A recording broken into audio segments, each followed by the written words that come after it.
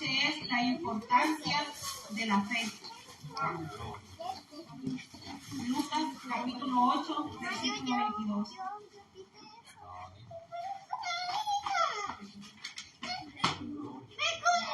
Amén. Cuando todos lo tengan, me dan un amén. Amén. Es un pasaje muy conocido.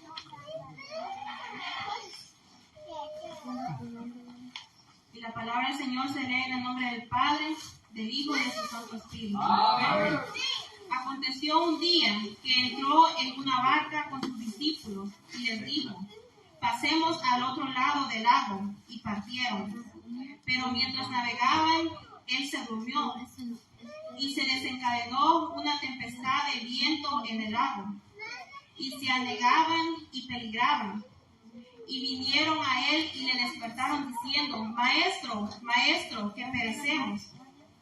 Despertando él, reprendió al viento y a las olas, y cesaron, y se hizo bonanza.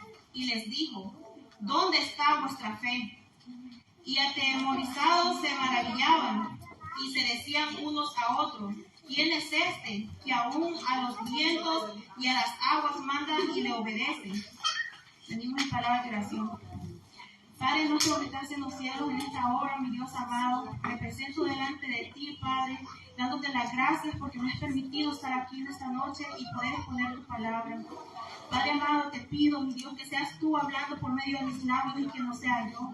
Que seas tú preparando nuestras mentes y nuestros corazones para recibir, Padre amado, lo que tú tienes para nosotros en esta noche. Gracias te damos, mi Dios, en el nombre del Padre, del Hijo y de su Santo Espíritu. Amén. Antes de comenzar, le voy a pedir a dos hermanos o hermanas que busquen dos versículos. Más adelante yo le voy a ir diciendo cuándo se va a leer. El primero es Marcos capítulo 4, versículo 40. Y el segundo es Mateo capítulo 8, versículo 26. Marcos 4, 40 y Mateo 8, 26. Hebreos 11:1 dice: es pues la fe, la certeza de lo que se espera y la convicción de lo que no se ve. Y continúa diciendo: como los antiguos alcanzaron buen testimonio por la fe. Quiere decir que por la fe nosotros alcanzamos testimonio. Esa palabra es tan pequeña, una palabra tan pequeña, solo 2 letras, pero es de gran poder. Y toda nuestra vida, amén, como hijos de Dios, tiene que estar fundada en nuestra fe, en nuestro Padre Celestial. Amén. Pero sabemos que hay muchas situaciones, amén. Muchas veces hay situaciones en las cuales, amén, Jesús, al igual que en este pasaje que leímos en San Lucas 8, Jesús nos pregunta, amén, ¿dónde está vuestra fe? Yo misma he pasado, amén, muchas situaciones, amén, que ha venido eso a mí, amén. ¿Dónde está tu fe? ¿Dónde está lo que yo hice por ti en el pasado? ¿Qué está pasando? Y no sé si ustedes lo han experimentado, pero a veces usted está orando, amén, usted está pidiendo a Dios algo, usted está orando por algo que le angustia y viene eso a su mente. ¿Dónde está tu fe? Y nosotros los seres humanos tendemos, amén, a ser muy ansiosos, a siempre estarnos preocupando por cosas. Y esa palabra, preocuparse, toda palabra, amén, que viene con ese pre al principio, tiene que ver con la anterioridad en el tiempo y la prioridad o la superioridad. En otras palabras, el preocuparse es siempre estar pensando en el futuro, en qué va a pasar en el futuro. Y por estar preocupados en el futuro, muchas veces ignoramos y descuidamos lo que tenemos en el presente. Y muchas veces también por estarnos preocupando por el futuro, también olvidamos lo que Dios ha hecho por nosotros en el pasado. En este pasaje, de cuando Jesús calma la tempestad, porque así dice aquí en el tema: Jesús calma la tempestad.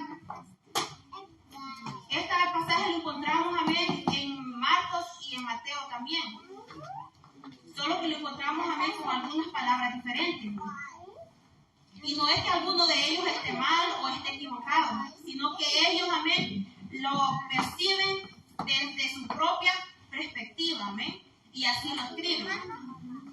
Y esta noche, amén, vamos a estar viendo nosotros cada una de estas perspectivas. Por eso les di otro versículo que nos lleva al mismo pasaje, pero en diferentes libros, amén. Amén. Y la primera perspectiva que vamos a ver es la que ya leímos, que está en Lucas capítulo 8, versículo 25, donde Jesús les pregunta a sus discípulos, ¿dónde está vuestra fe? En otras palabras le dice, hace rato aquí estaba su fe. Hace rato cuando yo estaba haciendo los milagros, su fe estaba con ustedes. ¿Y ahora dónde está? ¿Qué ha pasado? Pero ¿qué es lo que pasa? Que a veces hay situaciones, amén, en nuestra vida de tal extremo que nos provocan tanto dolor, tanto miedo, que como que bloquean nuestra mente. Y no es que no queramos creer o que de verdad hayamos perdido nuestra fe. Simplemente nuestra fe está ocultada o está escondida en medio de todas estas situaciones. Y cuando estudiaba esto, tenía en mi mente una predicación que escuché, donde un pastor contaba una experiencia que él tuvo.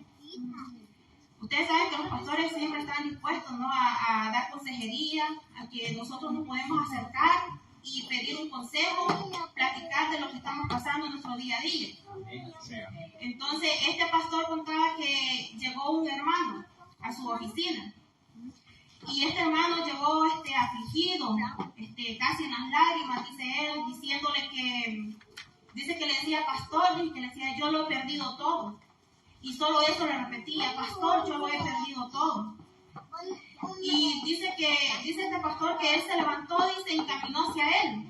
Y dice que le puso su mano en el hombro y que le dijo, hermano, le dijo, no sabe cómo me duele saber que usted ha perdido su fe. No sabe cómo me duele saber que usted ha perdido su deseo de adorar a Dios. Y de último dice que le dijo, no sabe cuánto me duele más saber que usted ha perdido su salvación. Porque aquel hombre le dijo que lo había perdido todo. Pero sabe que aquel hombre se enojó y reaccionó rápido. Y le dijo, ¿y qué le pasa a usted? Usted no sabe lo que es dar una consejería. Usted está poniendo palabras en mi boca, palabras que yo no he dicho. Y le dice aquel pastor que le dijo a él pero si usted me dijo que lo había perdido todo. Entonces, ¿qué quiere decir? Si nosotros no hemos perdido nuestra fe, si no hemos perdido nuestra adoración hacia Dios, si nosotros no hemos perdido nuestra salvación, quiere decir que nosotros no hemos perdido nada. Y tal vez puede parecer que hemos perdido todo, pero si nosotros tenemos nuestra fe puesta en Dios, que Él está en control de todo, no hemos perdido nada. Como le decía, tal vez nuestra fe puede estar escondida detrás de todas estas situaciones que cruzamos, pero el punto es que todavía ahí están. Los discípulos se temieron, se asustaron. Jesús estaba en la barca con ellos, pero ellos lo primero que hicieron fue temer y asustarse. Y no se acordaron que Jesús estaba ahí, hasta después se acordaron. Entonces, a veces por las situaciones, amén, como les decía, nuestra fe se oculta o simplemente se nos olvida que Jesús está ahí a nuestro lado, amén, fortaleciéndonos. La siguiente perspectiva, alguien que me lea Marcos capítulo 4, versículo 40. Y les digo, ¿por qué estáis así amedrentados, como no tenéis fe? La pregunta que le hace, la segunda pregunta, ¿cómo no tenéis fe? Como que les estaba diciendo, ¿cómo es que después de todo lo que yo he hecho, de todos los milagros, cómo es que todavía no tienen fe? ¿Cómo es que todavía ustedes no tienen fe? Porque ellos estaban actuando como que eran personas que nunca habían visto la gloria de Dios, que nunca habían visto el poder de Dios.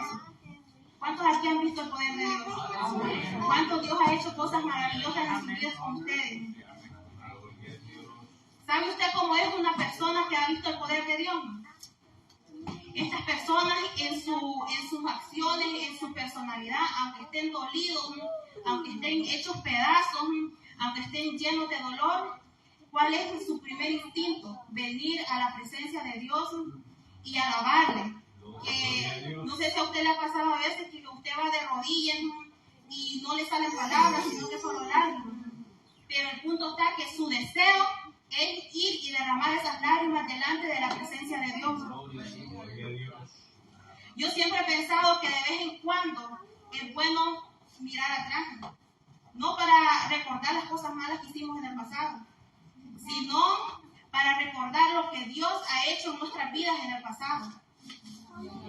Recordar cuando Dios nos sanó, cuando Dios nos proveyó, cuando no teníamos nada, cuando Dios nos fortaleció.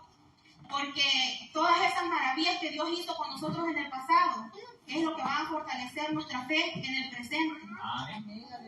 Porque si miramos nosotros el pasado, todo lo que pasamos, y vemos nuestra situación en el presente, vamos a pensar de que si Dios nos sanó en el pasado, lo puede volver a hacer. Si Dios proveyó en el pasado, lo puede volver a hacer.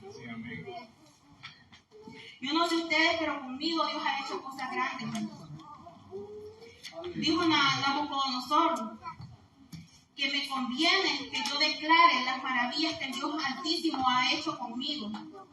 Yo en mi vida he sido testigo que como Dios sana, como Dios provee, como Dios restaura la vida y como Dios trae paz a los hogares, porque en mi hogar lo hizo. Yo vi cómo Dios restauró mi vida, cómo restauró la vida de mi esposo, cómo ha restaurado la vida de otras personas. Y creo que todos hemos sido testigos en cierto punto de nuestra vida. Hemos sido testigos muchas veces del poder de nuestro Dios. La tercera perspectiva, en alguien que me lea Mateo, capítulo 8, versículo 26. Yo les digo, ¿por qué tenéis poca fe? Entonces, levantándose, reprendió a los vientos y al mar, y se hizo gran bonanza. Y los hombres se maravillaron y dicen, ¿qué hombre es este que aún los vientos y el mar le obedecen? Amén. La perspectiva de Mateo es un poco diferente que la de Lucas y la de Marcos. ¿Por qué? Porque Mateo estaba ahí en la barca con Jesús cuando todo esto pasó. Mateo era parte de los 12 y no hay nadie mejor para testificar que alguien que estuvo ahí. ¿Sabía usted que a veces nuestra fe tiene que ser probada para que nosotros podamos ayudar a otros? Porque si usted nunca se ha enfermado, nunca ha necesitado de la sanidad de nuestro Dios, ¿cómo usted va a testificar a otros que Dios sana? Si usted no ha tenido la necesidad de que Dios provea, ¿cómo usted va a testificar a otros que Dios provee?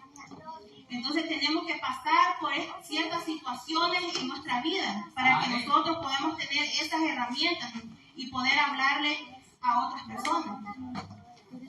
A veces yo y mi esposo nos podemos platicar y a veces nos podemos decir, ¿no? Como por ejemplo, yo personalmente, a veces pienso en el tiempo que pasé alejada de Dios y lo siento que fue un tiempo desperdiciado, fueron años de mi vida que yo desperdicié, años de mi juventud.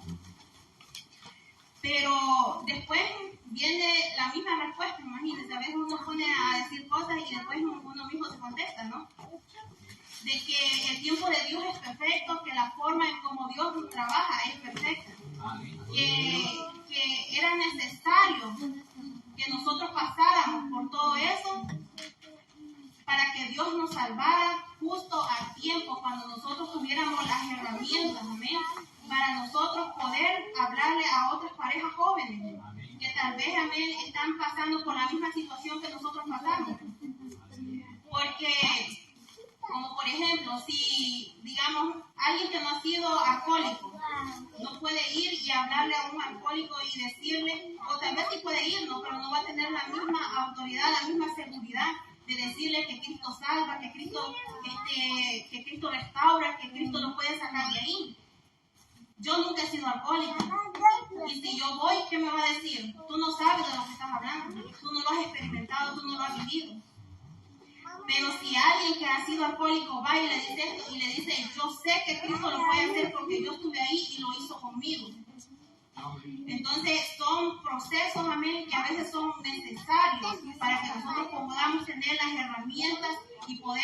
para otros, poder testificar de lo que nosotros hemos vivido, de nuestra propia experiencia. Y la perspectiva de Mateo es que Jesús les dijo, hombres de poca fe. Yo no sé si ustedes se van a identificar conmigo en esto, pero yo siempre que escuchaba esta frase, hombres de poca fe, pensaba en que Jesús les estaba diciendo a sus discípulos que tenían muy poquita fe, o que su fe era muy pequeña.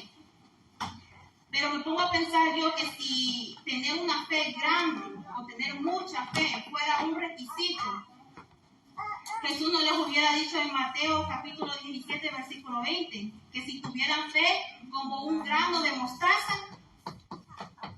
dijeres a este monte, pásate de aquí a allá y se pasará, y nada os será imposible. ¿Cómo es un granito de mostaza? Es una cosita diminuta, pequeñita.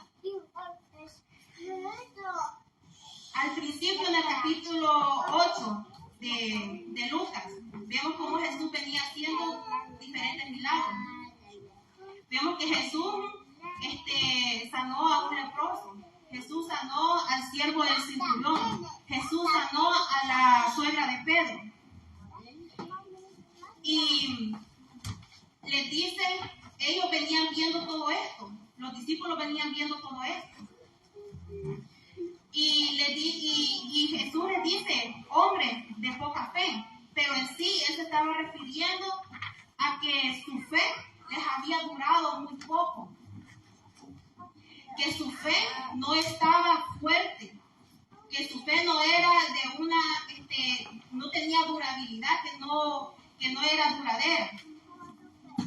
Jesús les dice, ustedes vieron todos los milagros que yo venía haciendo, ustedes tuvieron fe cuando yo sané al leproso, ustedes tenían fe.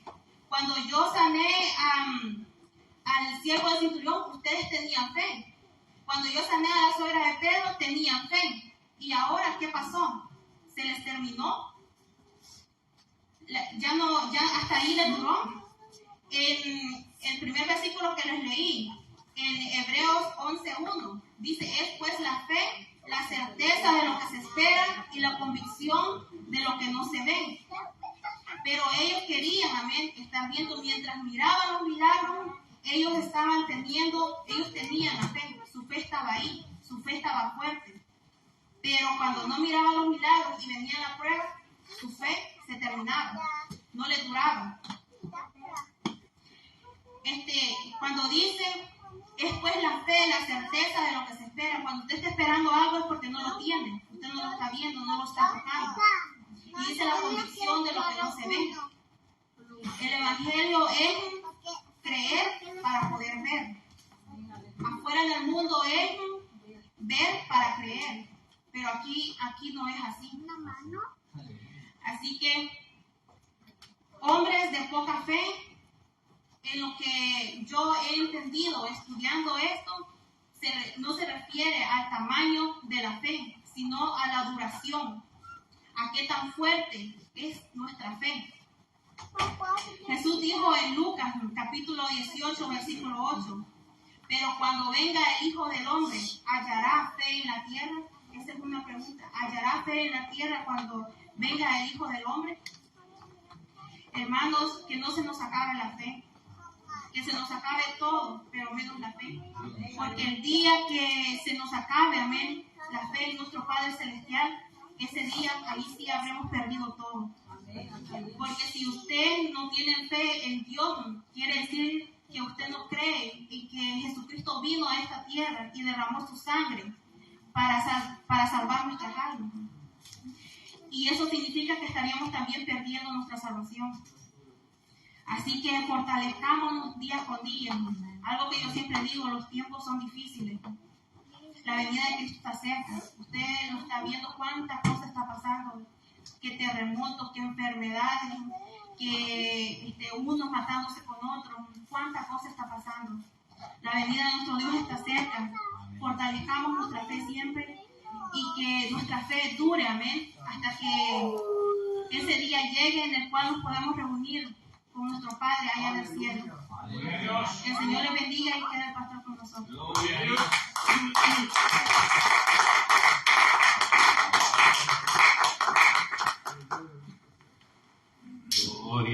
Señor. Déjese la ofrenda de palmas al Señor. Bendice Dios. Déjenme decirle, hermano, que ¿cuántos tienen fe? Mire, por fe estamos aquí. Esperando que Cristo venga. Aleluya, gloria al Señor. Pues la verdad es que la fe es probada, nuestra fe, cada día. Hay que tener fe, hermano, pero vamos a ir con Él. Ese es el propósito de servirle y que cuando venga el Señor haya fe en la tierra. Sí. Porque ahorita la mayoría ha perdido la fe. O sea, pertenecen a una congregación, pero no tienen fe que Cristo viene. Así es sencillamente. Así que pónganse sobre los pies y damos gracias al Señor. Padre y Dios soberano, te damos gracias, oh Dios eterno, por tu amor, tu misericordia. Te adoramos y te bendecimos, Rey. Gracias por tu santa palabra, oh Dios mío, por hablar, por orientarnos. Ayúdanos cada día, Padre Santo, por tu amor y tu misericordia. Oh, gracias, Padre amado. Gracias te damos en el nombre glorioso de Jesús de Nazaret. Te damos toda la honra y la gloria a ti, Padre eterno, porque tuyo es el poder y la misericordia. Te damos gracias, ayúdanos a darnos fuerza a seguir hacia adelante. En el nombre glorioso de Jesús de Nazaret, Padre Santo, que nuestra fe no falte, que nuestra fe esté firme, anclada en el Señor, que nuestra fe no sea débil, que esté anclada en la roca que es Cristo. Gracias te damos, Padre, guarda la vida de nuestros hermanos, que sigan hacia adelante, oh Señor, esperando esa venida gloriosa. Gracias te damos, oh Dios. Vamos a cantarle al Señor. Me gusta cantarle este canto maravilloso, hermano, de